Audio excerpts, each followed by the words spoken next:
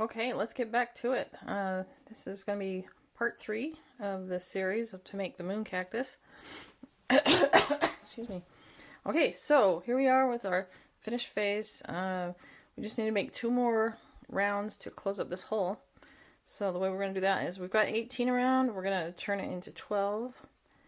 And we are going to, for round 18, single crochet in the next, decrease, and then repeat 6 times. Okay, so single crochet in the next, and an invisible decrease, which way I showed you how to do in the previous video. And hang on. Okay.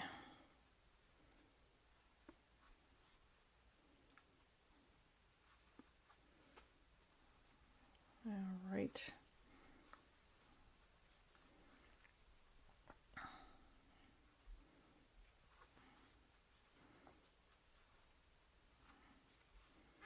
It's a little awkward when it gets this tight. A lot of turning and moving and kind of squeezing it to get into those little tight corners and circles there.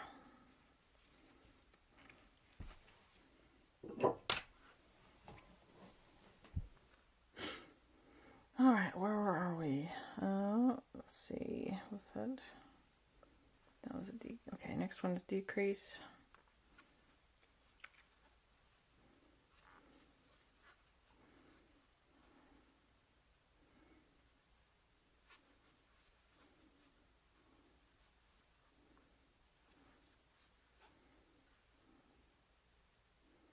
Okay, that finishes it. Now I'm going to count, make sure I got the right number of stitches. So 1, 2, 3, 4, 5, 6, 7, 8, 9, 10, 11, 12. So this is the one we're going to go through next. Alright, this is the last round of crochet for this project. Oh, aren't you excited? Okay. We're going to just decrease 6 times for a total of 6 stitches. So here we go.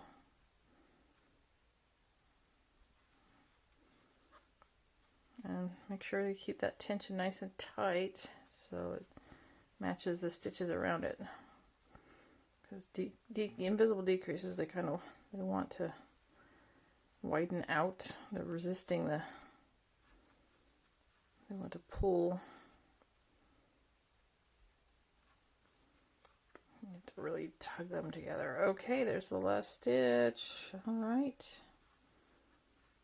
There it is, and then it's 1, 2, 3, 4, 5, 6. So cut about maybe 8 inches of tail. Pull that working loop out. All right, now what I like to do is kind of, I'm going to take that stitch marker out. I need to grab my needle and I'm going to close up that hole and then make it flat. So when we close up the hole, is we've got the needle on the tail, and in the next single crochet I'm going to go in the front loops and whip stitch through all those front loops. So you're going to make 6 stitches, 1 in each single crochet, and sometimes I even make 7 to kind of overlap it a little bit. Okay, now you give it a tug to cinch that hole closed. Sometimes I'll pinch it by there. And now we're gonna go through this. Now it's kind of, see how it kind of wants to pop up. So we're gonna go through the center and the center of the bottom, like so. And we're gonna give it a little tug, so it'll be just a little bit of dimple there, right? And then we're gonna go back in. Just a little ways away. Okay. So, and as you can see, there's a little bit of dimple on the bottom, a little bit of dimple on the top, and that'll be nice for when we're putting this on there. But you don't want too much dimple. Kind of, if you can get it flat, that's ideal. Okay, so I'm just gonna secure this with a little quick, overhead knot. Just go through the loop and then hide it inside. Just come out another spot, and then you're gonna pull that tight while you cut it, and then it should hide that end nicely inside. Okay, and I have this little tail I need to hide there as well. So I'll just quickly tidy that up.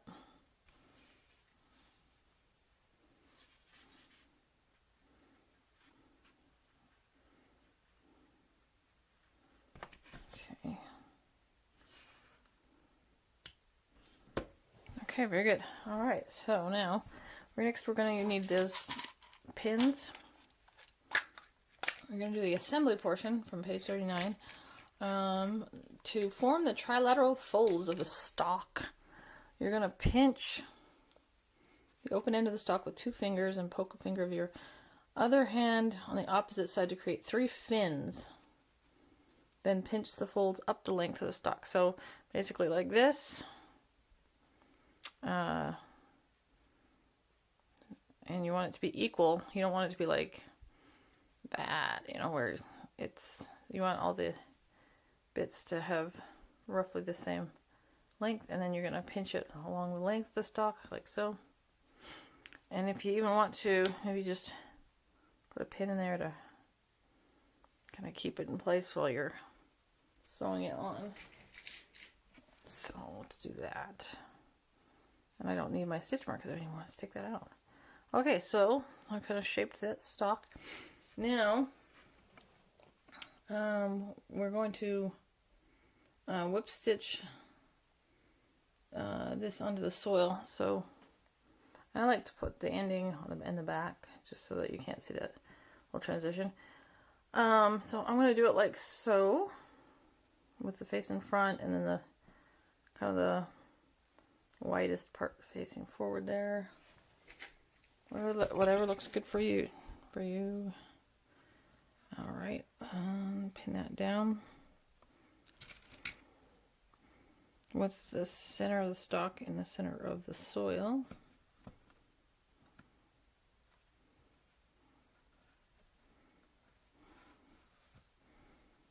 Okay, I'm going to keep that tail free so we can use that to sew it on.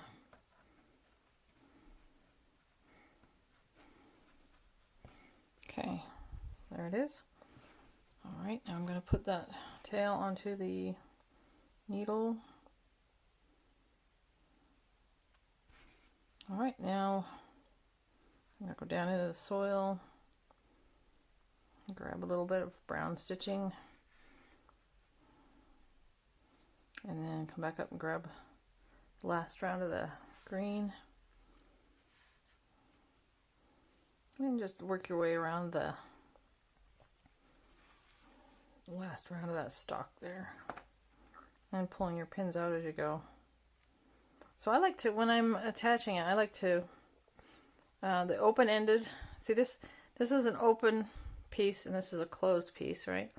And I like to go under the loops, just as if I'm crocheting. Go under the loops, both loops of that open end, like so, because that makes a less visible seam. And then come down and grab the closed bit and go into the next stitch, like so.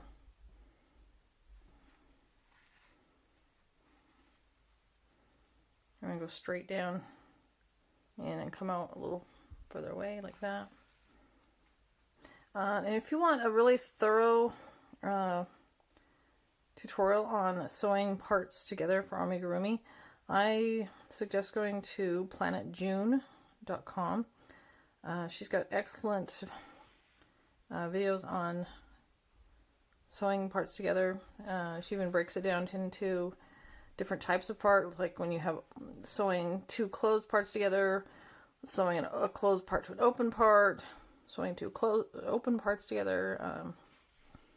You know, she does a very thorough, almost scientific job of it. She's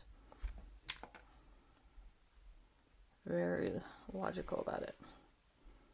And she has an excellent book I can highly recommend. It's called The Complete Idiot's Guide to Amigurumi. And it's got like an orange cover, and it just covers all the basics if you like the books instead of internet learning. And that's from June Gilbank is her name.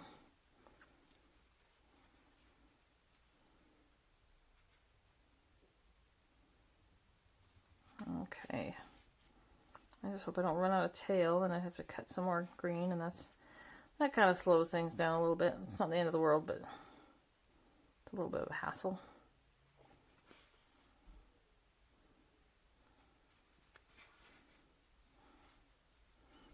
Now, I also was thinking if now if you find that this is really floppy, like maybe you're using a different yarn that's quite floppy and it's not going to stand up under the weight of this moon cactus, you could use a thing like you could insert a bamboo shish kebab stick or skewer. You could also use a one of those coffee stirring straws. Those are really skinny. You can stick that in the center, but I wouldn't recommend doing that if you're planning on giving this to a small child, because you don't want them to poke themselves.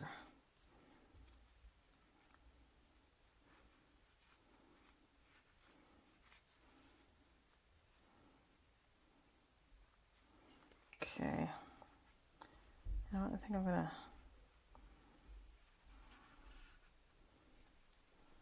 take a look and see if I'm on track, because I mean, I'm usually, most of the time I'm sewing in a circle, so it's kind of odd to be doing this weird triangle shape. So I'm just gonna check and see how it's going here.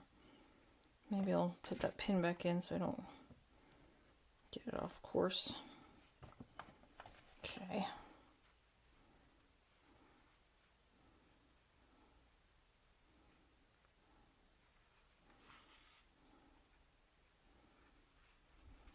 I hope you can see what I'm doing. Under my fingers and in these tight little spaces.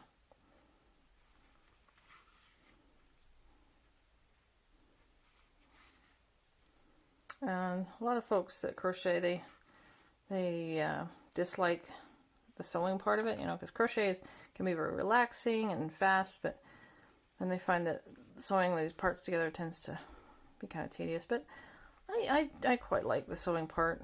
I find it relaxing as well. Although it can be stressful if you've got a lot of fiddly little parts and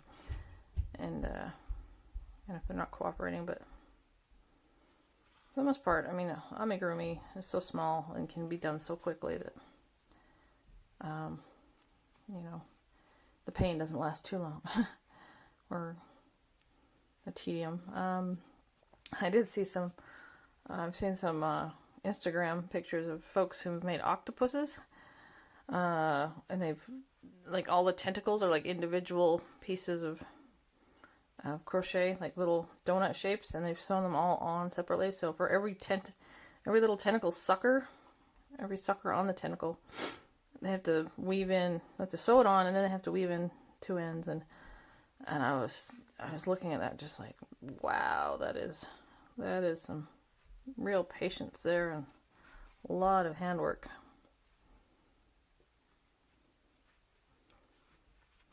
I don't know if I'd have the patience I like little projects. That's why you'll see on my website, my Etsy shop, I've got lots of doll designs, and they're all about 5 inches tall, because I like to do really small dolls. And occasionally somebody will say, you should do cuddle size things, like more, like maybe like a 12-inch doll.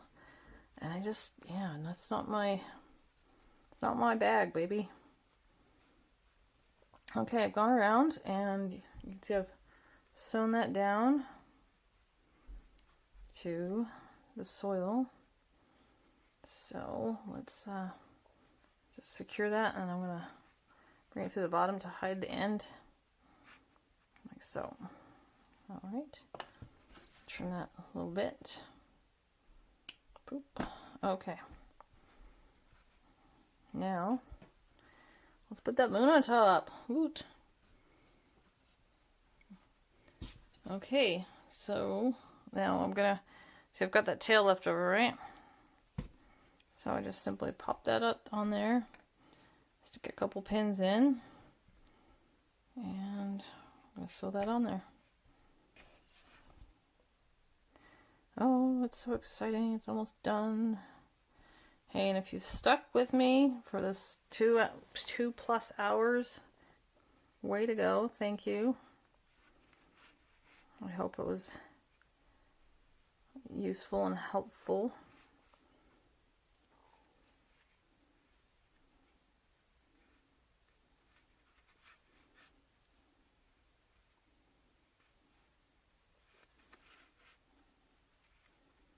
Okay, let's take a look. What do we got? Oh, we still gotta secure it over here.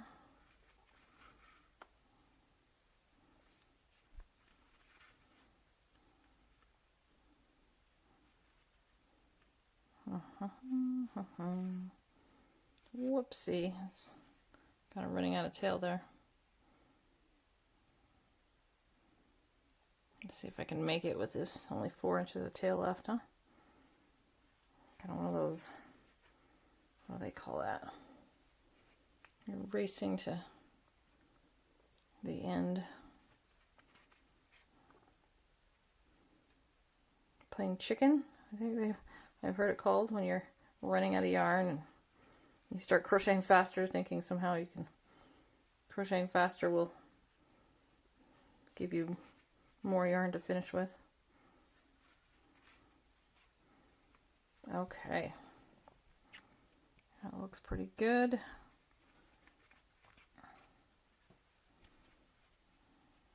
Okay, so just going to do a little quick overhand knot to secure it, and hide that in the stuffing, come out on the opposite side, and trim that little bit. Okay, and there it is. Okay, hope you enjoyed making that. Now I recommend going buying your own favorite yarns and maybe some different colors. Make a set with one with yellow, one with pink, one with orange, like in bright neon colors. You can another fun thing is you can go do a Google search for the moon cactus or other types of succulents that are in the book, and see what colors they've used, and get ideas that way. All right, thanks guys.